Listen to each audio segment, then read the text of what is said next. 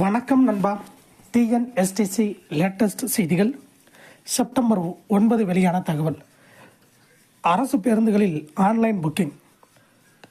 மக்கள் கருத்து தெரிவிக்க அரசு அழைப்பு. அரசு பேருந்துகளில் ஆன்லைன் மூலம் முன்பதிவு மேற்கொள்வது தொடர்பாக கருத்து தெரிவிக்க பொதுமக்களுக்கு போக்குவரத்து துறை அழைப்பு விடுத்துள்ளது.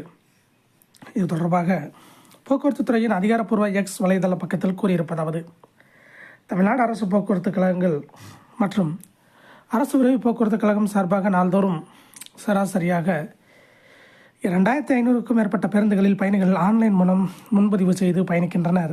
தொலைதூரம் மற்றும் புறநகர் பயணம் மேற்கொள்ளும் பயணிகள் கடைசி நேர கூட்ட நெரிசலை தவிர்க்கும் வகையில் www.tnstc.in அல்லது செயலியை பயன்படுத்துகின்றனர்.